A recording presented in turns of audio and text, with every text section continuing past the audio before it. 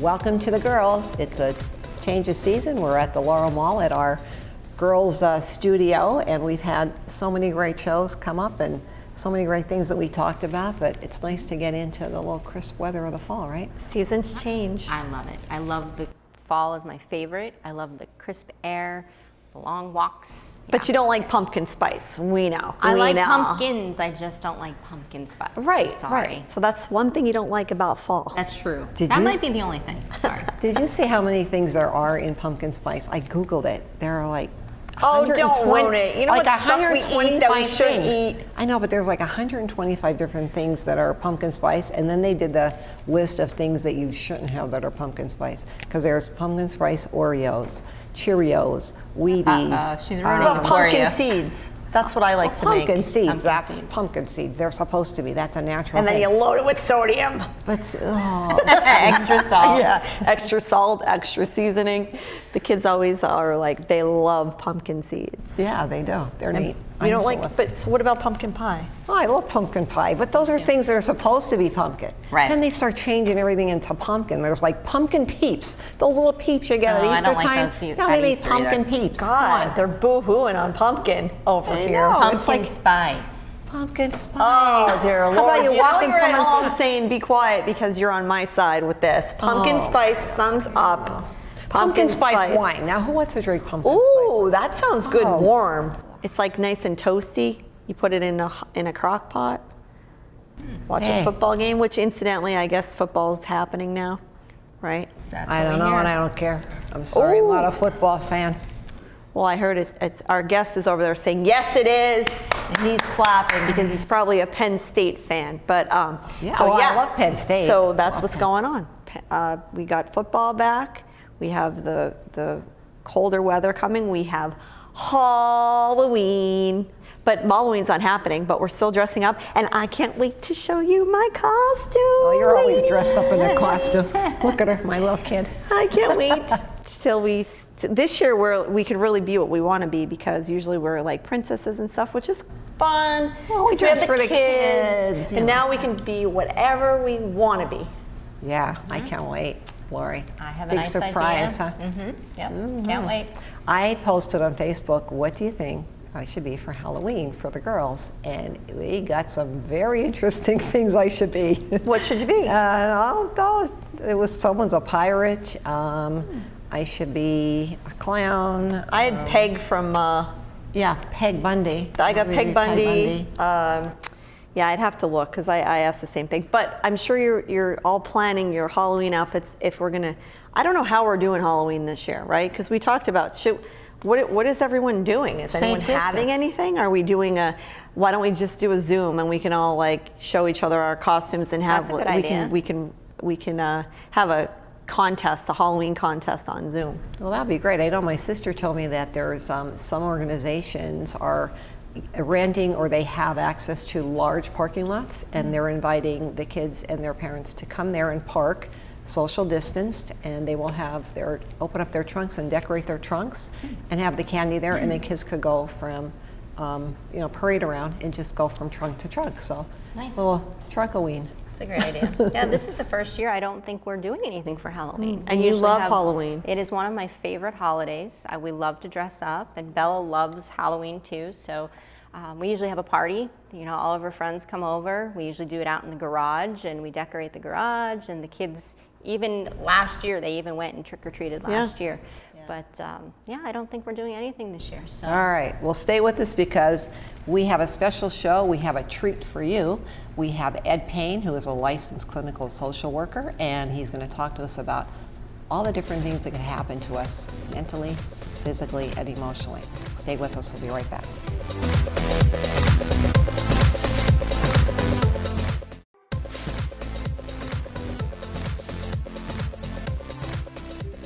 Welcome back to the girls. Today we have Ed Pane with us. Ed is a licensed clinical social worker. I'm really happy to have you with us today, Delighted Ed. to be here. Thank you all very much. Ed, you know, I was thinking about how long I know you. I know you exactly half my life. Wow! You have been touching lives with all of the work that you do for a very long time. Long time. It's about 47 years altogether. That's fantastic. So this is the time of year, I know, with everything going on in the world, we're faced with COVID. Very new world. You know, what are you seeing in your practice with folks coming in? What kind of issues are they bringing to you? The normal types of things that come into a counselor's office vary. I have a specialty in post-traumatic stress disorder, so I do see a number of those cases. A lot of relationship difficulties, some of which have gotten a little edgier during this time. Depression, anxiety, obsessive compulsive disorders, marital situations, couples therapy, and sometimes just life exploration if that's what someone wants to go through. So it's the full range of pretty much anything you can think of can find its way to a counselor's office. Our lives came to a halt, our schedules and our patterns came to a halt in Yes. March 2020. Yes. That was a culture shock, and I yes. kind of describe it as a working mom who then has a baby and is home, where it's like Yes. you wake up and you're like, whoa. Yes. And how has that played a role in mental stability for people now that we are X amount of months out and there Yes. doesn't seem to be any light yet at the Right. end of the tunnel, and we're not going to sugarcoat it because there has not yeah. been a light at the end of the tunnel yet, as life as we knew it before. No, and you're right, and there's a number of things about it. Certainly one of the biggest deals with this is the fear and the isolation. Now the isolation is huge. Feeling that I cannot go anywhere, which is fortunately relaxing somewhat right now, but other than that, it was the feeling of being restricted and trapped, and that certainly increases everybody's anxiety. The uncertainty of who should I be afraid of? Did you get, there's a joke going around that I wouldn't touch him with a 6-foot pole. It used to mean one thing, and now it's a safety factor. The depression coming from the less contact with people we love. And also the fear of when will this end? When will this end? Or this can't be. So this has rattled a very basic sense of security worldwide, and particularly in this country, and particularly among certain age groups, especially younger people, being social is part of that stage of life, part of that stage of development. Right. I know it's rattled the most stable people too, Yes. because of the uncertainty part of it. Yes. They're used to having something where they could plan ahead. Yes. And now you see where some of the countries are now being shut down again because it has taken the boomerang effect and has come back. Yes. The COVID has. So with all of the pressures of making the changes and having to change just about every facet of your life. Yes. The added burden there of then trying to deal with your own emotions. What are some tips you could give people to maybe help vent out some of that fear or the anxiety? Ironically, the first thing is to fully accept what the new reality, okay? If I deny this, if I say this can't be, if I say, oh, whoa, whatever, and it's not going to make it any different. So if I say, this can't be happening and it's happening, I create unnecessary anxiety for myself. The second thing is to looking that day by day, have you each gotten, it's not pleasant, but have you gotten through each day by day? And if you continue doing what you're doing, will you be able to handle tomorrow as tomorrow comes? And you're nodding your heads in agreement with that. And so it's the understanding that you're saying, I can't handle it, but looking with, say, oftentimes with a counselor, helping them say, but you have been handling it. Let's talk about how. Of the things you've been handling it with, which have been the best for you, which have been the strongest. Going forward, what will you do? What kind of plan can you make? Because the normal planning, is pretty well shot right now. I don't know what I can do and I can't do. So helping people recognize to a great degree you are already coping, and don't deny that it's happening, because it is. Education is very, very important. Now, we were talking a little while ago on the break about the importance of what are the positive things I can do. Well, keeping family around and communicating. with friends, using the internet media is a good thing. Reaching out to call people you haven't called in a while. Doing something positive that gives you some sense of control over what's going on. Keeping a routine, as opposed to because I mean, all of our routines went boom, up in the air of how will we do this now, and I have no horizon anymore. Create one by getting yourself into some kind of small routine. It doesn't have to be overly scheduled, but at least I'm going to do these, say, 5 things today, and build around them. I can't overemphasize the need for exercise. Getting out, because we're either acting in or we're acting out. Acting out is better, and stress is energy that when we internalize it, it's going to create a great deal of depression, anxiety, and is nothing that it won't make worse. So our ability to get out, and really one of the best exercises is just brisk walking.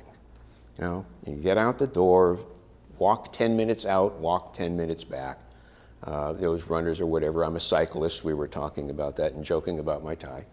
But doing something that physically spends energy is an imperative in stress management and in depression management. Now, if things are serious and they're going on for days on end that I'm just really like 4 flat tires, I've lost interest in things. Things are not making me happy anymore. And this is going on for, let's say, 5 days, that it's just almost constant for this 5 days. Now it's time to call somebody professional, because now you're touching against the threshold of a major depression, which is very treatable when you step in early. When you talk about the working out, I'd like to touch on that, because when we were in that fast-paced world where you kind of took things out of your life that you didn't feel were that important or that you didn't have time for because it was work, work, work, kids, kids, kids. Yes. I've been selfish about the working out to continue it, because I found such a change in my emotional state since March, where I will not give that hour to anything other than I am going to work out for my mental being, for my mental recognizing that, look, I'm making an appointment with myself. Sure. Okay, is a very important part for everybody. I'm sorry, I've got an appointment right now. If it was, for something out of the house, for business or taking care of, you'd make the room. But yes, that's absolutely critically important. There's also something else that people have found an odd benefit to, is the things that they were doing that they didn't need. It's like life forced me to slow down, and all of a sudden I realized I kind of like a life with less chaos. A wonderful man I met from Allentown, a piano technician, a master, pure artist, has said, I've been working on piano since I'm 16. It's a 4th, 5th generation family business. And he said, I realized that I have been working 60-hour weeks since the time I've been 16. And he's now 66. And he said, you know what? I don't need to do this anymore. I've enjoyed this, because you couldn't go into people's houses to tune pianos anymore. And he said, and I have the retirement, and I have the family, and now that was a good result of it, finding stuff I didn't need to be driving myself crazy with, and I'm not in a big hurry to pick up again. What about finances when people are struggling? I have some friends, or some people have lost their jobs. Yes. Other people are looking at, maybe they need a career change because the jobs that they were doing are not as popular anymore. So what is your advice for someone who maybe can't find a job or is very depressed because they don't know what to do next, and maybe they were doing this for 20, 25 years? And this is very real. The economic impact on a family can be devastating, and devastating very quickly. I know that I've guided people to what are the social resources out there in food stamps, in oil assistance, in talking to your utility companies about stretching out payments, and many, many other things, because it can, it's catastrophic when this much of your income, especially. And then looking at what are the advantages, what are the opportunities, where dependent children are concerned, okay, I can get them on CHIP. Okay, there's possibility here of WIC or food stamps, and taking advantage of every possible thing. The idea that what we tell ourselves in the time of a crisis is very, very important. If we tell ourselves, I'm finished, we'll believe it. The thing is, we believe whatever we tell ourselves. If we say, I will find a way, we are geared to looking for ways. If we say, I'm beaten, I am. I think it was an Abe Lincoln quote with whether a man believes he can or he can't, he's correct.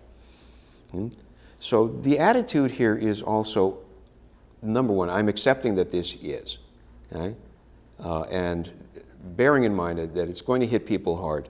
The other thing, which is more male than female, is men identify themselves by what they do, more than even who they are. And you get a bunch of guys together, the first question they're going to ask is, hey, what do you do? Especially up on the north side, hey, Eddie, what do you do? Thank you, Munchie Street. And so that is a big life crisis of figuring out, okay, who am I now? What is my importance here?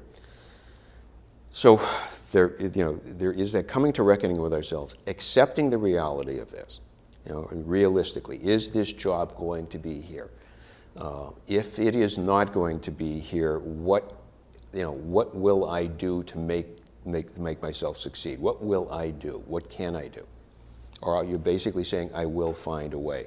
Now, you're using, this is really glib when someone, one of your listening office is struggling, audience is struggling with this. But the only thing we have real control over is what we choose to believe at this time. And so we need to do things that are healthy for us. We need to take a little break. Yeah. We're going to take a little break right now. We're speaking with Ed Pane, and this show's for everyone because COVID has affected everyone. So we'll be right back.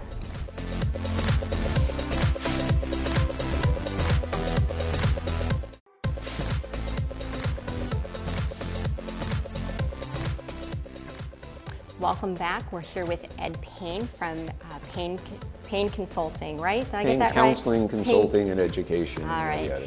Mostly counseling. Okay.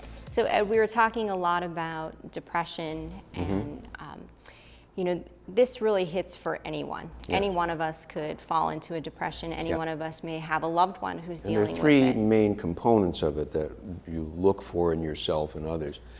The one of them is a sleep disturbance. And there is nothing that's bothering you that losing sleep does not make worse. Okay?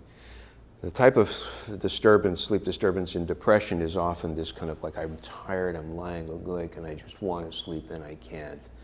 And the other one, or I wake up in the middle of the night and now it's like, darn, I won't get to sleep again. Or please pull the drapes closed, I want to stay in bed. And anxiety sleep disorders more tend to be, I'm drifting off, did I take care of that? That kind of like, we bolt up, we've all done that. The mood disturbance can be a variety of things. Mostly it's a deep sadness and a sense of loss. And it's said persistent. I threw out 5 days as a this is now you've got my attention. Now you've got my full attention. So the mood disturbance can be aggravated and angry, especially where guys are concerned. Because we do angry better than we do most other emotions. It's kind of the one that's sanctioned. But it can also be that sadness, that deep depression, shortness, distance. And the appetite disturbance, there's a joke about the COVID-15 here, but the appetite disturbance is either I just don't feel like I have to eat. I'm forcing myself to eat. Or I'm comfort eating a lot, and all of it's in response. So sleep, mood, appetite disturbances, when these things are prominent and they're sticking around, it's time to talk to someone. All right, so you mentioned men and women in there. Yes. Men and women have anxiety levels different, and they're depressed different ways, as you Yes. said. Men will be more angry, or women will be more depressed. Well, I think they're both depressed. It's just that it's in what emotion is likely to come out. Leave me alone. That might be a guy who's not aggravated. He might just be depressed. Please, I can't cope with it. And men tend to, you don't want to be the 7th grade boy that cried in the schoolyard. It's not going to be so. Especially being a young man and an adolescent, it's all a posturing contest when you're younger. And so We learn early on as a sex and gender to, you know, kind of tough it out and stick it out, you know, just suck it in and do. Women have, besides being, I mean, exquisitely miraculous creatures in that you know the scent of your children. Well, you do. He's a you know the smart scent guy, of your isn't children. he? You know, I like you that much don't more know now, that. Ed. You could hear your child amid a sea of children crying. We don't understand that. Your brains integrate much, much better. The downside is your minds are never quiet. True. It's like they just Always won't going. And a guy can stare off and go, and be completely brain dead, and we can do that, and we like it. Okay? So we experience the same emotions, we may express them differently. I'm glad you brought up children, because Yes. children are also affected at any age with Yes. COVID and with the change in our world. The used to happen versus what is happening now, it's all new. Yes. If we can hit on children Sure. and coping with helping our children deal with the changes in society. First thing for all parents is take care of yourselves. Do what we've been talking about. I have to accept the situation. It is very unpleasant and it's very inconvenient, but we are handling it, and with that confidence we can project that to our children. The uncertainty, children, especially young children, and you all know this, resonate the emotions of their parents exquisitely.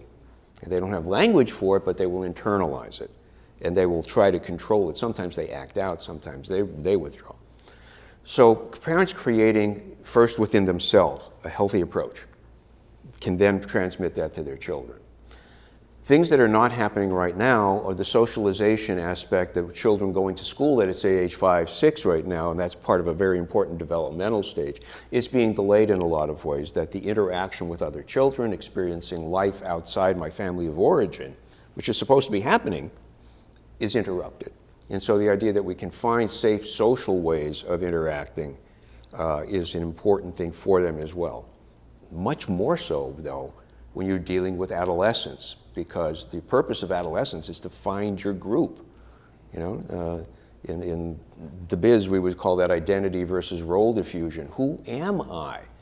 And I only identify and know myself through interaction with my group. And now they're that's masked. also, yes, you know, and so these are, and sometimes people are getting reckless with it. You know, they just busted another big, hey, let's see who gets COVID party in New Jersey. But again, more risk-taking than perhaps we would like, and that's endemic to the age. But these are things that are being interrupted right now. Where the youngest children are concerned, and certainly even the school-age children, parents taking care of themselves, accepting the situation, being healthy, you know, doing the things we've talked about, and then transmitting that to the children. And for adolescents, you know, helping them helping themselves be as social as possible, that is reasonable and safe. We only have 1 or 2 minutes left, but we should touch on suicide. What should people look for, and are there any helplines out there if people do need help with mental stability? Suicide is in the adolescent, later adolescent, mid to late adolescent and young adult period, the second leading cause of death, next to accidents. Okay? Things are intense in their lives, and they feel it very, very strongly. 3 things with suicide. First of all, past attempts or past, I'm going to kill myself. I listen, at least for past attempts, yes. This person has kind of approached the line. Someone else successfully completing a suicide and someone who's really struggling, that's a time to pay special attention to them. The 3 things you look for in suicide are intention, I'm going to kill myself, available lethal means, okay? Available lethal means, I'm going to take these pills. Do you have these pills? Well, no, but I know where I can get them. I'll step back a little bit, but yeah, I got them in my hand. You know, I'm going to shoot myself. Do you have a gun? No, but I think I can buy one. Okay, it's not as right now, as opposed to someone in the background yelling, put the gun down. So an intention, available means, and a time frame. When do you plan to do this? You will not push someone to suicide by asking those questions. Do you plan it? Have you intended to kill yourself? Are you having any thoughts? How would you do it? When would you do it? And that's the trilogy, if you will, of suicide that we would look for. Withdrawal, obviously despondency. In younger people, because they're so impulsive, the idea that I can talk to someone, sometimes kids impulsively do this because they're trying to kill the moment, not themselves.